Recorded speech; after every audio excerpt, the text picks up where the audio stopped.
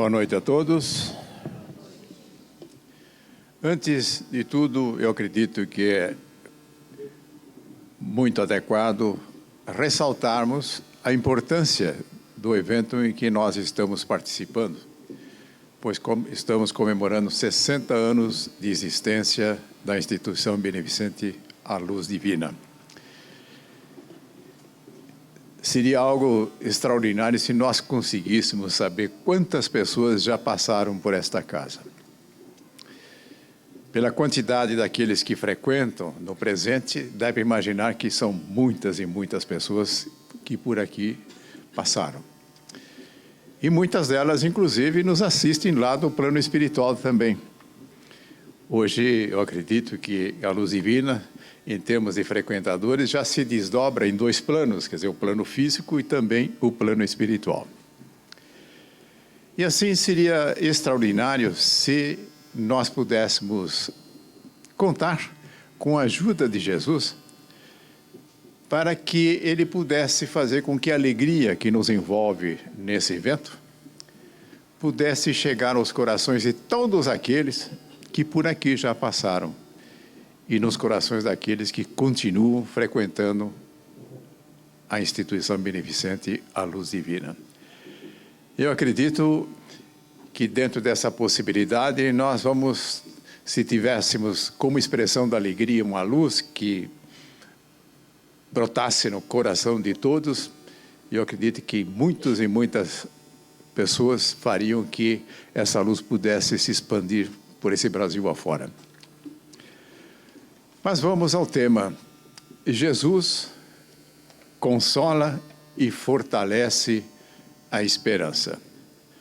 Parece-me que essa é a essência do ensinamento de Jesus, de que essa é a essência daquilo que Jesus quer que nós possamos ter à nossa disposição.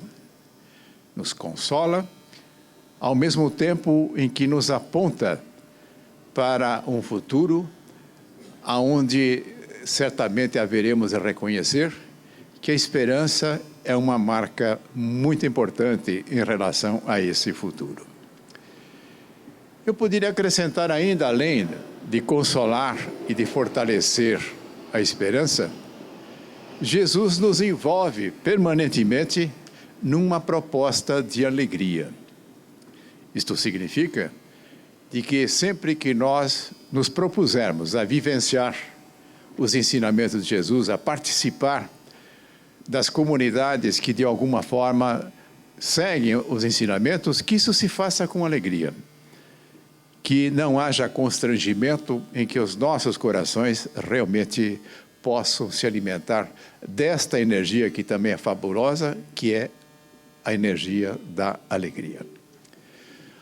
Agora, para que nós possamos identificar alguns aspectos dos ensinamentos de Jesus que possam certificar que, de fato, Ele consola, que Ele fortalece a nossa esperança, nós podemos começar a considerar algo que Ele disse, e eu acredito que Ele continua dizendo, e o que Ele disse e o que Ele continua dizendo é o seguinte: vinde a mim todos os que estáis cansados e sobrecarregados, e eu vos aliviarei. Tomai sobre vós o meu jugo e aprendei de mim, porque sou manso e humilde de coração, e achareis descanso para a vossa alma, porque o meu jugo é suave e meu fardo é leve. Vejam a delicadeza, a harmonia, a beleza do convite que Jesus faz. Ele nos convida para dele nos aproximarmos sempre que pudermos estar atravessando dificuldades, mas certamente o convite também se estende para que dele nós nos lembremos e nos aproximemos também nos bons momentos. Agora, por que será que ele disse que o fardo dele é leve? Porque normalmente nós podemos pensar que seguir os ensinamentos de Jesus pudesse constituir alguma coisa muito pesada, em que solicitasse de cada um de nós sacrifícios, Entretanto, o jugo que nós percebemos com clareza que Jesus diz que é leve, é quando, sob todos os aspectos, Ele nos convida para o amor. E acredito que nós poderíamos identificar o fardo de Jesus no maior mandamento, quando ele faz a síntese dos mandamentos de Deus. E como é que ele expressa esta síntese? Ele expressa da seguinte forma: amarás o Senhor teu Deus de todo o teu coração e de toda a tua alma, e de todo o teu entendimento, e de todas as tuas forças. Esse é o primeiro mandamento. E o segundo, semelhante a este, é: amarás o teu próximo como a ti mesmo. Não há outro mandamento maior do que estes. Mas certamente poderíamos ainda acrescentar quando Jesus diz: amai-vos uns aos outros da mesma forma em que eu vos amo. Então a essência do ensinamento de Jesus é para que nós nos dediquemos a amar. Eu pergunto: amar é um fardo pesado? Ou é um fardo leve? Toda vez em que nós nos expressamos de alguma forma em que o amor pode estar presente, nós nos sentimos de uma forma extraordinariamente leves. Nós nos sentimos confortáveis. Então, daí nós temos que entender, este é o fardo que Jesus coloca sobre os nossos ombros. Portanto, o fardo que ele apresenta não requer de nós nenhum tipo de sacrifício, muito ao contrário. Esse fardo é que permite que nós nos consagremos no encontro daquilo que é fundamental para a nossa vida. Porque se perguntássemos qual é o propósito de amar, aonde nós deveremos chegar através da capacidade de amar, é alcançarmos a nossa plenitude. E a plenitude pode receber como nome a felicidade. A plenitude pode significar paz interior, tranquilidade, uma satisfação imensa pela vida. Então, este fardo que Jesus coloca sobre nossos ombros nos permite isso. Portanto, ele não só é leve, como eu arriscaria dizer que ele faz com que nós flutuemos, em que nós nos destaquemos daqueles desafios que possam de alguma forma nos constranger e nos vermos numa dimensão que é a dimensão que nos é oferecida por Deus, nosso Pai. Mas podemos lembrar ainda de uma parte dos seus ensinamentos em que Gandhi, de uma forma muito feliz, fez o seguinte destaque: se não tivéssemos à nossa disposição nada do Evangelho de Jesus, mas tivéssemos o Sermão do Monte, isto seria o suficiente. Porque no Sermão do Monte nós encontramos, de uma forma magistral, Jesus ensinando, consolando e fortalecendo a esperança. E do Sermão do Monte, nós podemos destacar as bem-aventuranças. E vamos ver como Jesus falou conosco, porque quando ele falou no Sermão do Monte, ele não falou apenas para aqueles que ali estavam naquele momento. Nós podemos imaginar a informação que nós temos, que eram alguns milhares, 3 ou 4 mil pessoas reunidas em torno de Jesus, aparentemente sentado numa relva fresca, gostosa.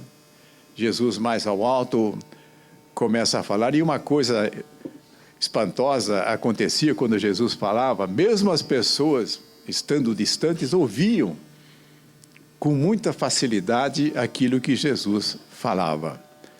Certamente ele estava usando das suas potencialidades espirituais, que talvez nós não saibamos nem identificar hoje ainda o que exatamente é isso. Mas o fato é que todos aqueles que ali estavam, confortavelmente instalados na relva, também confortavelmente conseguiram ouvir com nitidez o que Jesus falava. E ele falou através das bem-aventuranças. Bem-aventurados os pobres de espírito, porque deles é o reino dos céus. Pobres de espírito são aqueles que se manifestam como as crianças, de uma forma pura, é isso que ele estava querendo dizer. Bem-aventurados os que choram, porque eles serão consolados. Bem-aventurados os mansos, porque eles herdarão a terra. Veja, consolação, esperança, vai se desdobrando nas bem-aventuranças. Bem-aventurados os que têm fome e sede de justiça, porque eles serão fartos. Bem-aventurados os misericordiosos, porque eles alcançarão misericórdia. Bem-aventurados os limpos de coração, porque eles verão a Deus. Bem-aventurados os pacificadores, porque eles serão chamados filhos de Deus. Bem-aventurados os que sofrem perseguição por causa da justiça, porque deles é o reino dos céus. Bem-aventurados sois vós, quando vos injuriarem e perseguirem, mentindo, disserem todo mal contra vós, por minha causa. Mas é certo que o Sermão do Monte se estende ainda em outros aspectos. Mas cabe aqui hoje ressaltar especialmente as bem-aventuranças. É algo que nós podemos fazer com alguma frequência, pegar essas bem-aventuranças e ler. Agora, melhor fará se nós lermos em voz alta, ainda que estejamos sós, e percebermos qual é a repercussão que acontece em nós quando temos a oportunidade de ler as bem-aventuranças. Isso acontece também quando nós ouvimos. Eu acredito que isso aconteceu aqui nesse momento, ao ler as bem-aventuranças, alguma coisa diferente nós sentimos em nosso íntimo. Agora, essa coisa diferente que nós sentimos, não será que nós nos vemos consolados? Que nós vemos que o futuro que nos é reservado justifica plenamente a esperança com que Jesus preenche os nossos corações? Eu acredito isso. E mais a alegria que eu mencionei. Então, na hora que nós juntamos o consolo, a esperança e a alegria, algo fantástico repercute em nós. Então, a sugestão, tenhamos as bem-aventuranças e periodicamente façamos uma leitura disso em voz alta. Se nós temos o hábito da prática do Evangelho no lar, é aí uma excelente oportunidade para de vez em quando fazermos a leitura das bem-aventuranças. Mas caminhemos na procura de outros ensinamentos que ratificam que Jesus consola e fortalece a esperança. É quando Jesus nos apresenta Deus da forma como nós devemos tê-lo no nosso relacionamento. É bom lembrar que ainda hoje, muitas vezes, se insiste no sentido de apresentar Deus como uma ameaça, como alguém vigilante que, de uma forma permanente, procura identificar as nossas falhas e promover o castigo. Entretanto, Jesus nos apresenta Deus quando ele diz o seguinte: pedi e dar-se-vos-á, buscai e achareis, batei e abrir-se-vos-á. Pois todo o que pede recebe, o que busca encontra, e a quem bate abrir-se-lhe-á.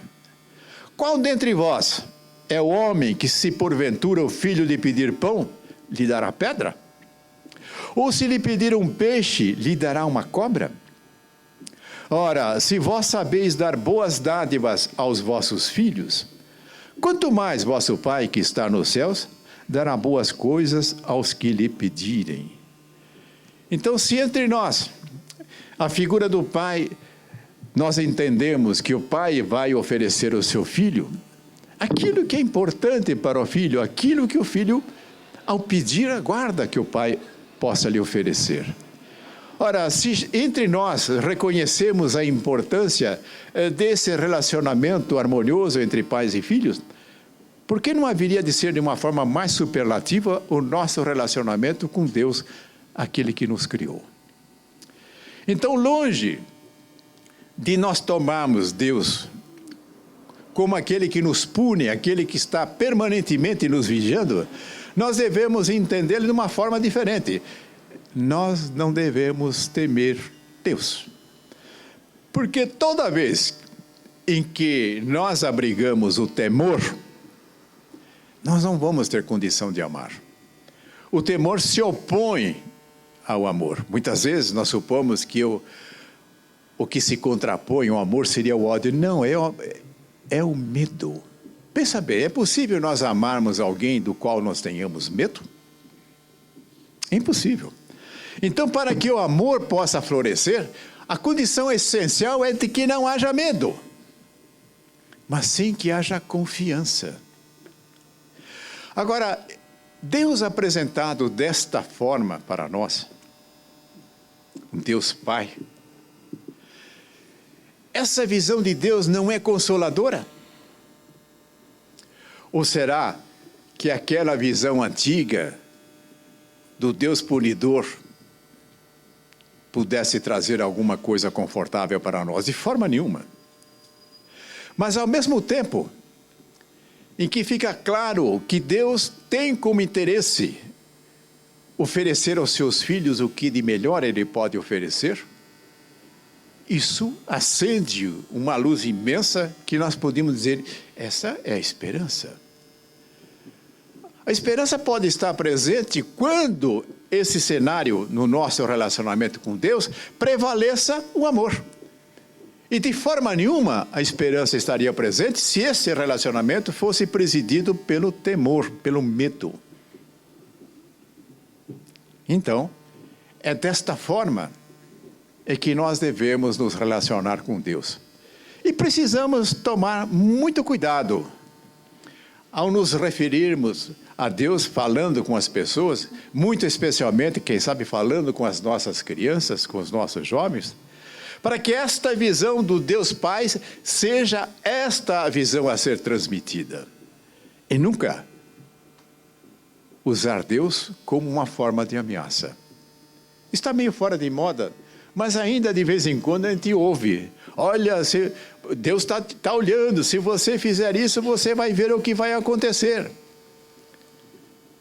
Então, esse era o Deus que muitas vezes nós apresentávamos aos nossos filhos, o Deus bicho-papão. Né? O Deus de Jesus não é bicho e nem é papão, é pai. É muito diferente, portanto.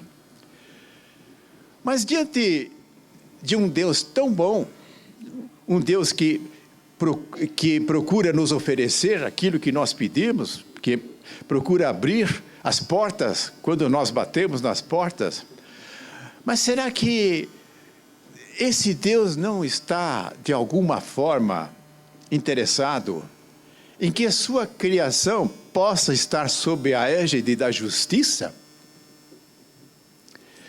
Mas Jesus nos apresenta qual é a justiça de Deus. Como é que ele diz? A cada um será dado segundo as suas obras. Isso é aquilo que nós estudamos como lei de causa e efeito, ou também como a lei da semeadura. Agora, novamente aqui, nós precisamos unir esta afirmação de Jesus, de que a cada um será dado segundo as suas obras, mas não como uma ameaça.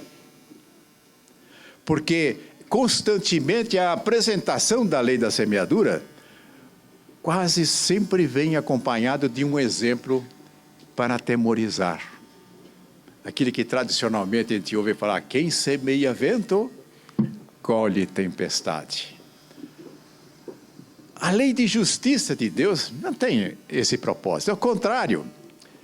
A justiça de Deus prevalece no sentido de que nós possamos alcançar sucesso na vida. na nossa existência. Se a cada um é dado segundo as suas obras, então cabe a cada um de nós fazer uma escolha criteriosa de que obras são essas que nós vamos fazer, para que possamos receber de acordo com ela. Se nós tomarmos, se nós lembrarmos do jugo leve de Jesus, está muito claro qual é esta obra. A obra que nós temos que apresentar é a obra do amor. A obra do amor pode estar presente em tudo aquilo que nós fazemos, nas nossas ações, pode estar presente naquilo que nós falamos, e pode estar presente também naquilo que nós pensamos. Então, a justiça de Deus, se de um lado pode promover a correção de rumo, porque chega uma hora que nós percebemos que as obras que nós estamos fazendo não são as mais adequadas, mas isso não vem por uma imposição, isso vem por um reconhecimento, pela elevação da nossa própria consciência, e não vem de um tribunal, vem da nossa própria constatação. Então, considerando que há esta correção de rumo, mas o que prevalece com uma importância maior é que nos aponta qual é o rumo a ser seguido. O rumo a ser seguido é a prática do bem. E se nós quisermos ter uma vida farta de felicidade, farta de bem-estar, então façamos com que as nossas obras tenham esta qualidade. Obras de amor, na ação, na palavra e no pensamento.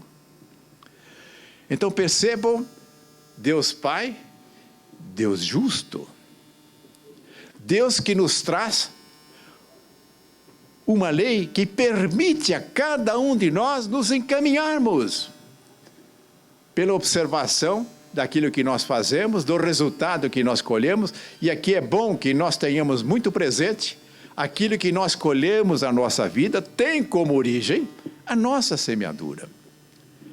E na hora que nós fazemos isso, não ficamos nos dispersando, querendo procurar culpados pelas nossas dificuldades, ou querer encontrar aqueles que venham a premiar aquilo que nós façamos de bem feito. De forma nenhuma.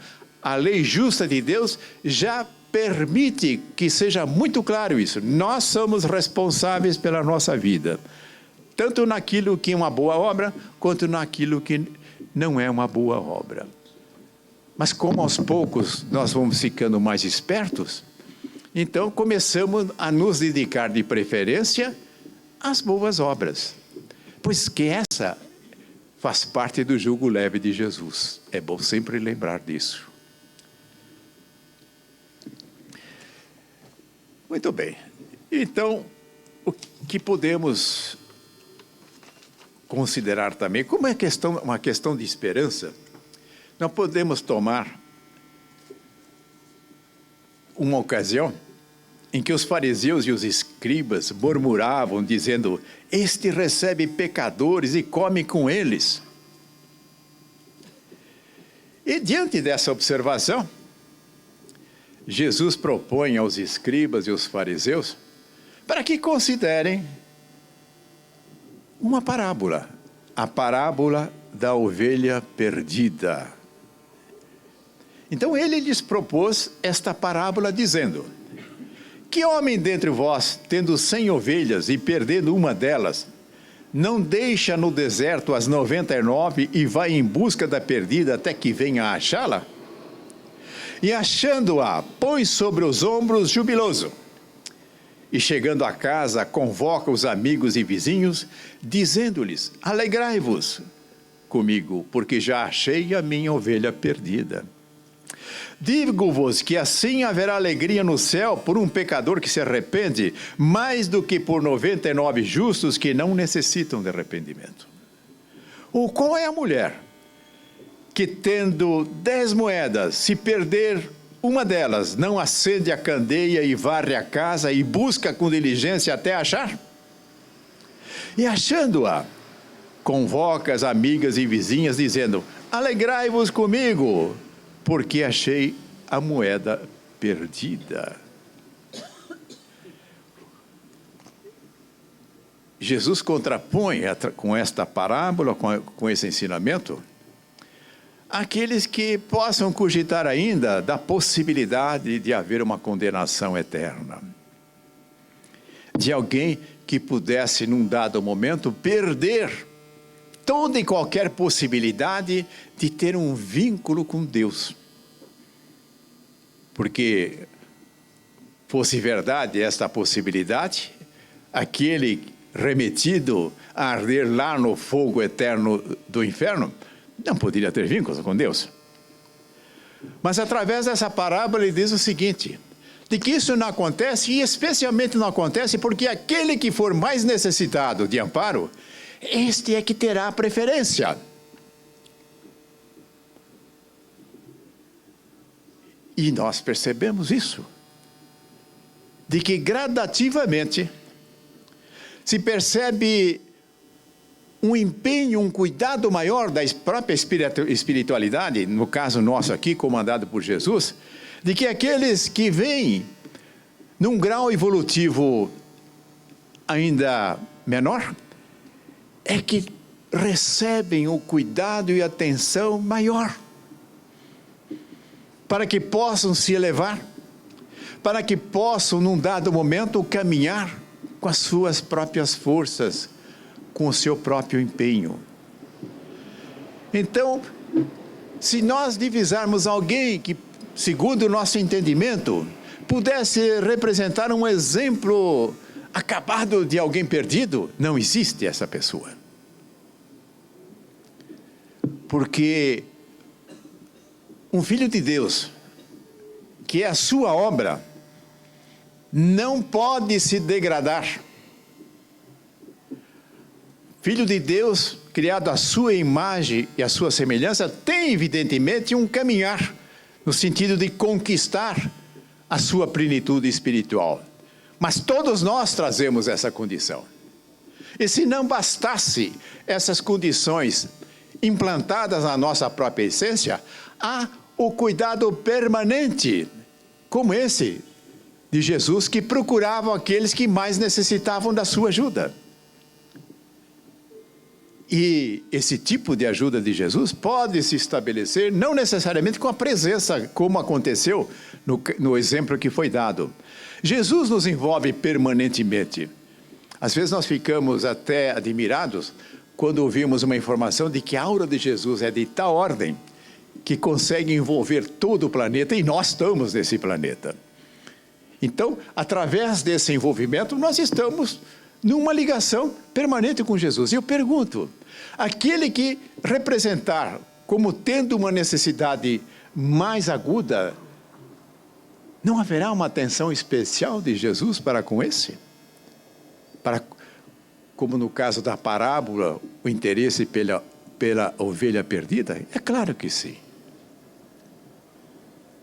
Mas caminhemos aqui nos destaques, no sentido de nos conscientizarmos de que Jesus consola e fortalece a esperança.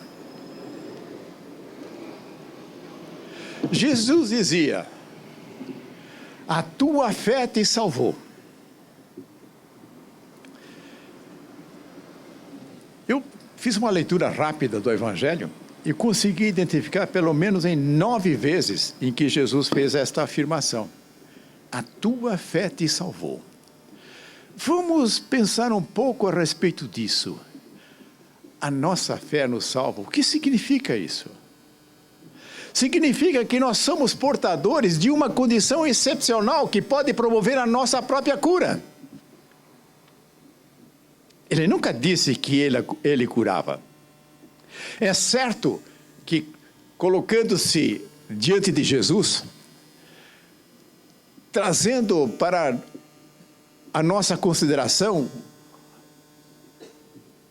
tudo aquilo de que fantástico Jesus fez, isto funciona como um disparador da nossa fé. Mas não é a nossa fé. A nossa fé está em nós. Jesus pode representar, vamos dizer, uma convergência no sentido de que nós possamos mobilizar essa fé. E uma vez feito isso, a nossa fé nos cura. Que fantástico! Nós somos portadores de um recurso de tal dimensão que nem sempre nós damos atenção para isso. Nós achamos que é o médico, que é o remédio, que é Jesus, que é o espírito tal, que é o espírito Y que cura. Não, é a nossa fé que cura. Tudo isso que eu mencionei podem ser disparadores. Se eu tomar, por exemplo, a questão do remédio como exemplo, aquele que toma o placebo, que é uma proposta de remédio que não é remédio, fazendo efeito. Como que o placebo pode fazer efeito? É porque de alguma forma mobilizou a fé de que aquilo era possível.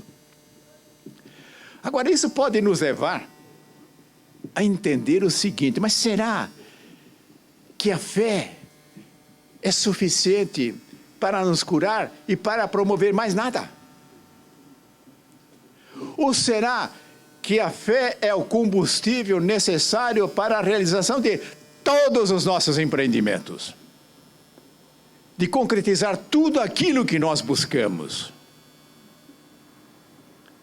Então, nós podemos buscar conhecimento, discernimento, paciência, tolerância, essas coisas todas que nós falamos. Aonde é que nós vamos buscar isso? Isso tudo está em nós, que podemos aqui criar um pacote e dizer que isso é a fé. Então, a fé não só nos cura, como a fé nos promove na nossa caminhada na vida. Então, tudo aquilo que estiver de acordo com o fardo leve de Jesus, que é amar a Deus, é amar o próximo e amar a si mesmo, tudo isso está em nós. Então, na medida em que nós nos dedicamos a obras onde o amor está presente, nós vamos conseguir realçar, nós vamos conseguir ter acesso à fé que há em nós. Muitas vezes, nós ficamos pensando, mas como é que se adquire fé? A fé nada mais é do que a convicção. Então, quando eu me proponho a aprender a tocar um piano e fico lá não sei quantos anos dedilhando, chega uma hora que eu vou perceber que aquilo aconteceu. Isso é convicção. Isso só acontece porque nós reunimos em nós a fé que diz que aquilo é possível. Por caso contrário, porque haveríamos de tentar se não era possível? Então, qual seria a empreitada em nossa vida? Sempre observando que essa empreitada deve estar de acordo com o mandamento do amor. Qual seria essa empreitada do qual nós não teríamos condições interiores para realizar? Nenhuma. Tudo isso está ao nosso alcance. Eu pergunto, isso não fortalece a nossa esperança? Toda vez que procuramos desenvolver alguma coisa boa na nossa vida, nós devemos carregar essa convicção, nós vamos conseguir. Então, em pelo menos 9 vezes eu consegui identificar no Evangelho, Jesus dizendo, a tua fé te salvou. Mas para que nós façamos um fecho nisso que eu estou falando, que Jesus consola e alimenta a esperança, fortalece a esperança, vamos ver o que aconteceu com olho por olho, dente por dente. Jesus quebra essa lei cruel e diz, o que deve reinar agora é o perdão. Quando Jesus nos apresenta a proposta do perdão, é através dessa iniciativa é que nós vamos gradativamente pacificando a comunidade em que nós vivemos, o país em que nós vivemos, o planeta em que nós vivemos. Na medida em que nós entendemos que o perdão nos liberta E na hora que Ele nos liberta, nos coloca diante das nossas reais possibilidades. Então, a realização ampla dos sonhos da humanidade vai ser algo muito mais palpável quando nós nos congregarmos juntos na prática do maior mandamento: amar a Deus sobre todas as coisas e ao próximo como a nós mesmos. Dessa forma, é necessário que nós encontremos nesta proposta de perdão a possibilidade de nós construirmos um cenário favorável a uma evolução mais rápida. Uma evolução que nos coloque num patamar diferente. E quando se apregoa com muita intensidade de que nós estamos numa fase de transição, em que o nosso planeta vai reunindo condições para que entre num estágio mais avançado que nós chamamos de regeneração, para que isso possa ocorrer, para que isso possa se manifestar de uma forma mais efetiva, é necessário que haja a pacificação das pessoas, dos espíritos que aqui estão. Pacificados, nós iremos nos dedicar a colhermos aquilo que diz: a cada um segundo as suas obras, mas colhermos a boa obra, de tal forma que todos possam se dispor a participar desta colheita. Então consideremos: Jesus consola, Jesus fortalece a esperança, Jesus alegra.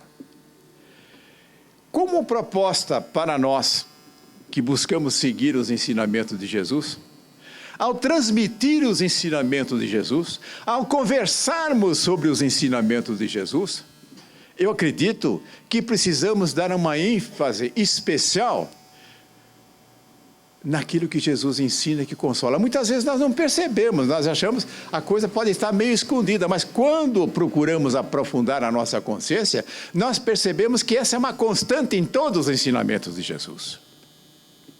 De consolar e de fortalecer a esperança. Leiam as bem-aventuranças e vão perceber. Se ali nós não encontramos uma síntese da consolação e da esperança assegurada por Jesus. Portanto, ficamos aqui dizendo ainda uma vez: Jesus consola, Jesus fortalece a nossa esperança. Vamos vivenciar isso com todas as nossas energias. Muita paz a todos.